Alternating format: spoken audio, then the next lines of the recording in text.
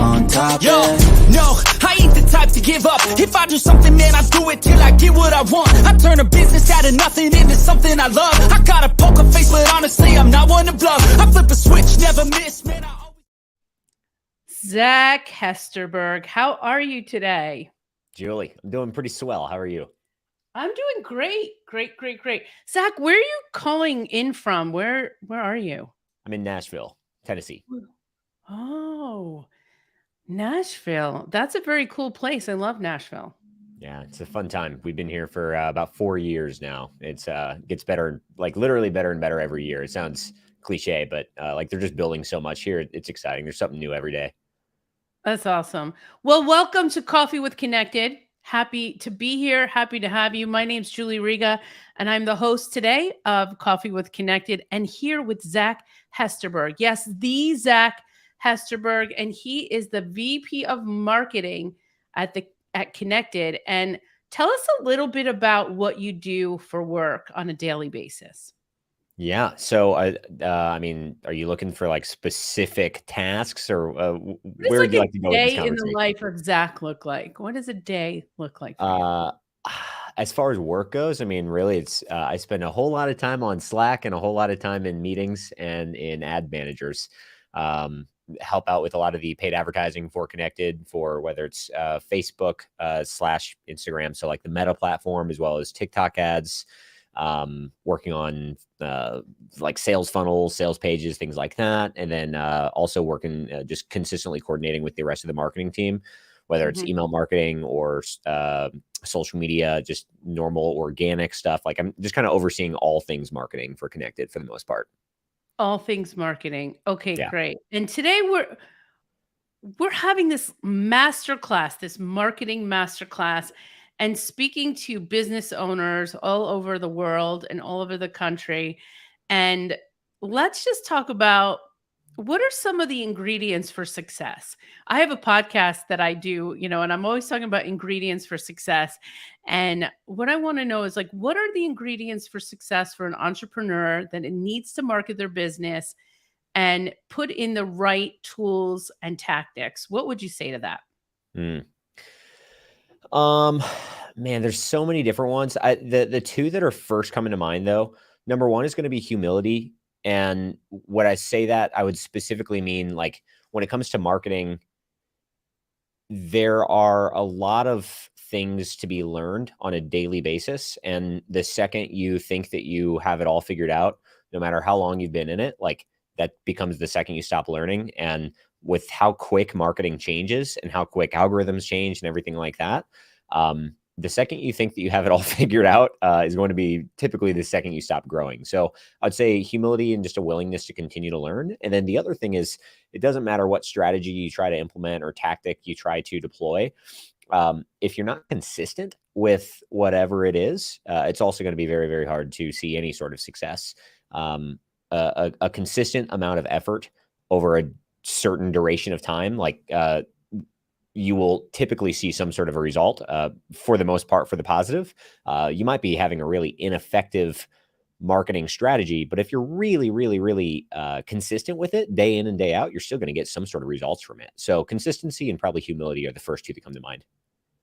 Okay, so they're the first two, and those are like the soft skill part of it, just like being resilient, consistent, and humble, never stopping to learn and seeing what's out there. And what would you say right now are the hottest trends in marketing? Like, where should people be spending their time and money in marketing? Good question. It's so it's going to be dependent upon the business and depending upon their market. Like, for example, I can tell, like in general, I would say one of the biggest trends is short form video, like Reels, TikTok, like that style video.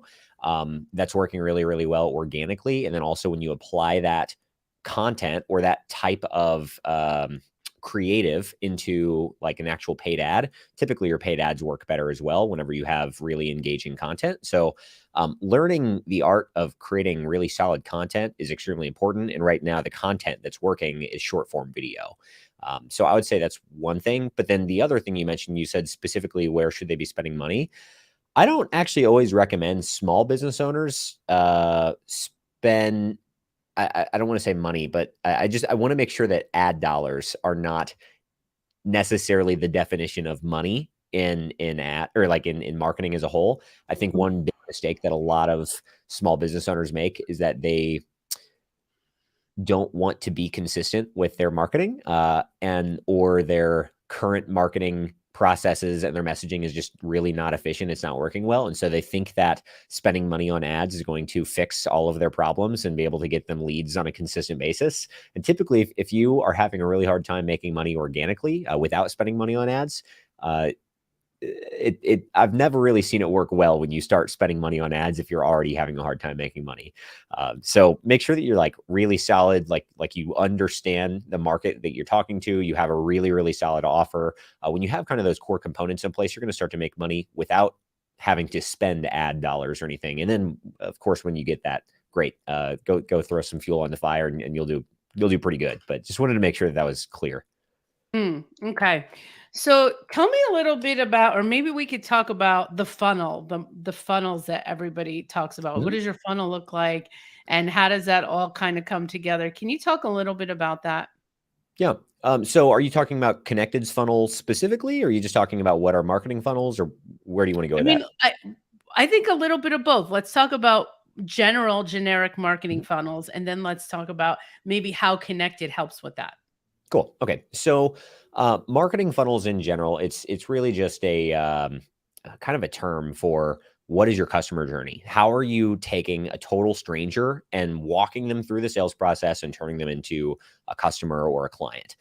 That is the general term of funnel. And when you think of a funnel, typically it is, hey, we have a large like a larger spot up top, and then it funnels down into a really small little point down at the bottom. And it's kind of the same thing. It's like, hey, you have a large market of people that might be hearing about you, but that does not mean all of those people will become customers. Smaller and smaller and smaller amount of them will over time become customers. So that's kind of where the term funnel comes from. As far as how Connected can help with that, Connected, I mean, as a software as a whole, it helps with your lead generation, but it also helps with your lead nurturing and setting up more appointments and being able to follow up with people in a really, really simplified manner. So one, if you are a smaller business and you are trying to get more leads, instead of spending a whole bunch of money on ads and trying to kind of shoot for the masses, Connected is a really, really great tool to be able to attract the right people into your funnel per se, kind of attracting the right people into your ecosystem. But just because the right people know about you does not mean they're going to necessarily do business with you. Oftentimes you got to build a relationship with them, nurture that relationship, be able to build trust, and communicate what your offer is effectively to them. And Connected also helps with that. It helps with your follow-up. It helps being able to simplify like how you're reaching out to people, being able to do it. I don't want to say automated, but it makes things way easier than manually calling up every single prospect, manually typing emails to every single person. It makes the follow-up process really, really simplified. And at the end of the day, the end result is you get way more booked appointments, way more leads that are actually like wanting to work with you. And because of it, typically people see an increase in their business and get more clients, get more customers through using Connected. Very cool. We have a couple people writing in. Let's see. Is there a formula for building my business growth? I'm a TEDx speaker, executive coach, and trained group facilitator. What should be my first step? So, formula for building your business's growth. So, the first thing that I'll do, I mean, I don't know what stage of this business is in, but one of the first things I would do for any business is I always want to know like what has gotten you to here. One thing that a lot of people forget to do is like one mistake that a lot of people make, I'm for sure guilty of it myself, is that we will start to implement a habit or implement an action that is actually getting us a result, whether it's in our health or in our business or in our relationships. Like it actually is moving us forward. And then we get busy and we forget about the thing that was actually working, and we'll start doing other things. And so oftentimes, if you just go look back at, let's say, the last year of business and look at, hey, what was the best month that you had as far as revenue goes, or as far as new customers that were obtained that month? go look at one of the best months that you've had over the last year or so. Maybe if you want to stretch it back 2 years, so be it, but go do that. And then go ask yourself, what did you actually do to make that such a great month? Were you running a promo? Did you speak at a specific event? So this specific person, she or he is saying they're a TEDx speaker. Maybe they spoke at an event, and because of that, they were able to get a whole bunch of clients. Maybe they hosted an event. Maybe they were running a certain ad campaign, or they sent out some emails. Go just pay attention to what you did during your best month, or maybe the month leading up to your best month. And oftentimes you'll typically find that you were taking action on certain habits or certain strategies that you might not be doing now. So that would be the first thing. Go just simply turn back on or kind of redo what you were doing already that we're getting those results. That's a really, really easy way to get momentum kind of going again in the right direction. Then the next thing is I would probably ask is, whatever they were doing, could it just be amplified? So for example, if they were spending money on ads, and let's say that for every, I don't know, like let's say that a certain month they spent $1,000 in ads and they made $2,500 in revenue directly related to those ads. Well, then the next question is like, yes, let's turn that back on. But secondly, instead of only spending 1,000, like let's try spending 1,500. Let's try spending 2,000. Like let's start increasing that budget and seeing if the results continue to increase proportionally. So that'd be my next thing. And then after that, then you could always look at how do you optimize things. Even if it was outbound sales calls, maybe you were just hitting the phones and you were dialing a whole bunch of different prospects. Maybe we can look at ways to do that more efficiently. Maybe that's through the help of Connected, being able to upload your customer list into our software, being able to reach out to those people in a more streamlined manner. So anyway, there's always ways to optimize it, but the number one thing, go back, look at what's worked really, really well for you before, see if you're still doing it. If you're not, start doing it again, and then we can talk about ways to optimize it. So what is the mistake then? Thank you for that. I think that was great. And going back and doing like a lessons learned, trying to figure out what worked, what didn't work is super important. But what do you think the biggest mistake of first-time entrepreneurs are when they start to think about marketing and develop their plans? Oh, goodness. I would say maybe this is just because it's top of mind, but I really do feel like this is one of the biggest things. People put way too much emphasis on the strategy per se, or the tactic, instead of paying attention to making a really amazing offer and delivering to the umpteenth degree on making sure it's an incredible experience. So for example, if you let's just say I don't know, a roofer, maybe it's a brand new roofing business in town. Sure, they can talk all day long about all the different marketing strategies they can think of to try to go get new customers to go redo roofs. That said, what makes their service better than any other roofer in town? Oftentimes for a brand new business, there's typically not a lot of differentiators. Oftentimes they're very, very similar to other people in the market. So you have to really make sure that your offer in and of itself stands out. And when people hear about it, it's like, hey, this is a no-brainer. I'm for sure going to give you a shot instead of any of the other competitors, because there's no other competition against this true offer. Like, this is a no-brainer. I'm going to go ahead and give it a shot. And then upon trying it, of course, you need to deliver an amazing service. And so sometimes that means don't try to take on as many possible clients as you can. Sometimes it's a matter of get a couple customers or a couple clients and make sure that you are consistently getting feedback from them on how you can improve, how you can make it an exceptional service, and continue to do that, because the more you focus on creating an incredible experience, you're probably going to get more referrals too. And so anyway, your business growth will start to compound just by focusing on, one, having a really unique offer, and two, delivering an exceptional service.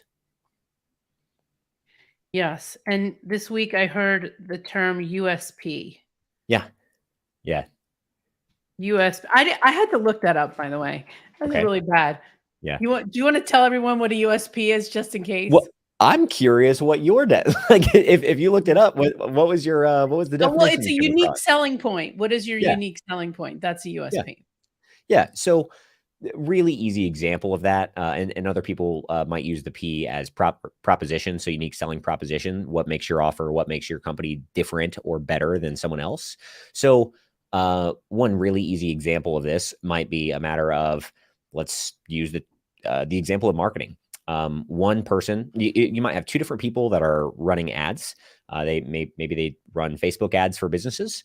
Person A might say, hey, I charge $2,000 per month, and I will run as many ad campaigns as you need or as we see fit. Okay, great. Person B has the exact same level of service, and they say, well, yes, I charge $2,000 per month, and I also have a money back guarantee that if you do not make more than $2,000 per month, plus whatever you spent in ads. So if you don't at least break even on your investment in the first 30 days, I'll give you your entire $2,000 back as a way of mitigating your risk. That would be one way of having a USP in that situation. It's not necessarily a true USP in the grand scheme of the market because there's plenty of marketers that offer like a money back guarantee, but that'd be one hyper-focused example of a way to make your offer or your service more unique than the other person.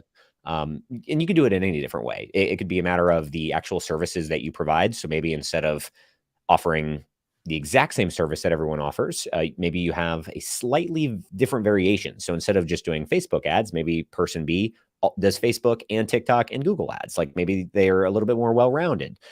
No idea. It really just depends on the example, but that's just one way of trying to help someone visualize what a USP would be. Okay. Very cool. So we have Jack Hibbler here asking a question. What is the worst advice you've ever received in terms of marketing? That's a really good question. What's the worst advice I've ever received in terms of marketing? So what's coming to mind, I don't know that it was necessarily bad advice, but I think that you have to have a strong level of discernment in order to make sure that it is not perceived as bad advice. So what I mean by this is that in the world of marketing, there are a lot of marketers that tell you what's working and what's not working. If you accept everything they say as fact, especially when they are pushing a specific strategy down your throat or a specific tactic down your throat, saying, hey, this is the best way to acquire clients right now. There is no absolute in marketing, in my opinion. There is no absolute truth of this is the number one best ad platform you need to be spending money on. This is the number one best way to make your offer unique. Like there is no absolute, in my opinion, when it comes to a lot of marketing strategies. And what works for one person might be something completely different than what's working for someone else. And so when you hear about new strategies or tactics to try out, understand that the person that is telling you about them, number one, they might be doing so in a biased way. Maybe they're trying to sell you like a course on like, hey, this is the number one best way to be running ads. And so therefore buy my course so you can learn. Okay, well, of course, there's going to be some bias behind that. So understand that. But then also, even if it's just another business owner, like let's just say that some business owner is talking about how they've used Facebook groups to grow their business and they're just crushing it. And you need to be on Facebook groups too. Well, you also need to have the wherewithal and the discernment to ask yourself, well, is that truly the best way to find my customers? For example, if you are a high-level enterprise business and you're working with other, like, I don't know, software companies, or you're working with other high-level corporate type companies, that's probably not the best way to find new clients for yourself is in Facebook groups. I'd imagine not a ton of CEOs at Fortune 500 companies are spending their day on Facebook groups. So understand that, anyway, all strategies and all tactics are valid in certain circumstances, but just have the mental wherewithal to understand that what works for someone else does not always work for you. So don't take everything as an absolute truth. I don't know. I hope that answers his question. If not, feel free to ask a follow-up, man. Yeah, I mean, I think it really depends on your audience and what your business is and where do the people that buy your services hang out, Yeah. And that's like, are they hanging out on Facebook or LinkedIn all day? Right. So we've talked about a lot of things today. We are going to get going here in a minute, but you know what? Before we go, I just want to ask you, before you talked about short form video, and I think that was like, one of the big things right now. Where should people be posting their short form videos? What's the best platforms right now? So if we're talking about purely reach and possibilities to get your ads shown or your video shown in front of more people organically, it's probably going to be either TikTok or Instagram Reels. And I say TikTok was the first one that I was thinking of, but then I say or Instagram Reels because I've actually seen a couple different people test out natively posted videos. So they're not just copying and pasting one video to the next platform. They're actually posting the exact same type of content, but they're recording it natively, posting it on TikTok, and then they will record a very similar version, post it on Instagram.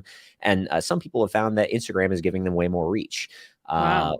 I don't want to get into politics, but there have been, we're not sure about where TikTok will be in the next few years, as far as, or even the next few months, as far as what the US decides to do. I mean, there is talks of like, will it be banned or whatnot? So I wouldn't put all of your eggs into one basket. And that's probably a smart thing to do in general in marketing. Don't put all of your eggs into one basket that you don't have direct control over. So even if that's like Facebook ads, by the way, it's like, hey, don't spend all of your money on one ad platform because you technically speaking could get shut down off that ad platform at any moment. So anyway, but yeah, I would say TikTok or Instagram Reels, and really test them both, see what works best for you, and whichever one you get the most reach on kind of from the get-go, and whichever one you personally enjoy and you're going to be able to stick with longer, go with that platform. Yeah. And what about YouTube Shorts? Are you thinking that's going to be a big hit in the Oh, future? yeah. Man, those are blowing up. I Yeah. personally have not done a ton of like I don't personally have a ton of experience of working with clients or any business that's blowing up on YouTube Shorts. I have a couple colleagues and friends that are doing very, very well on those, and the views on their YouTube channels have just gone through the roof whenever they really started posting on there. They're posting like 3 to 4 times per day and just seeing what works and what doesn't. Yeah, that's an interesting one. I don't have the data I don't have hard data to support that everyone should be on YouTube Shorts, but yes, there's definitely a lot of validity in pursuing that. But at the end of the day, it goes back to the first question you asked, which was what's one of the The keys best to one. a recipe? Yeah, and it's like whichever one you're going to be the most consistent with is honestly probably most important there. Yeah. And I think at the end of the day, if you're going to create something, you might as well just post it everywhere and see what happens. That's my Right, philosophy. right, I mean, why not? Right. yeah. All right. So we are going to close, but before we end, is there anything else that you'd like to share with our audience? Apparently, there's a lot of people watching right now. So, Right what on. is your last piece of advice or ingredient that you'd like to share with the audience today? Oh man. Well, I'm going to answer that with two different things. So number one is actually not an answer to that question. I saw that someone else had posted a question, and it was a question about the chair. And no, this is not a Kobe chair. This is it's a brand called Secret Lab. I'm not endorsed by them. Do not necessarily endorse them as far as there's not a paid relationship. But anyway, fantastic chair. I've got a couple of them. So yeah, there's that. And then as far as last parting pieces of guidance, I would say number one, well, not number one. I'm just going to give one thing, which is continue to test out things that work best for you and ultimately have fun with your marketing. There's like so many people in the Me Too space of like, hey, they see something that's working for someone else, they're inspired to go do it for themselves, and they start to lack originality. The biggest thing that I can say is like, go have fun with your marketing. Stay true to yourself. Be a little edgy if you want to. If that's you, if that's your company, like go be a little edgy. Embrace you. The people that are going to do business with you will probably find those things out about you and or your business eventually anyway. So you might as well lead with who you are at the very, very front of it. So that way you can start to attract the right people, repel the wrong ones. And once again, just test everything and just have fun with your marketing. It doesn't have to be dry. It doesn't have to be do step 1, step 2, step 3. Like just go have fun and test things out. I know I'm keeping it broad, but that's because I've seen so many people take advice as absolute truth.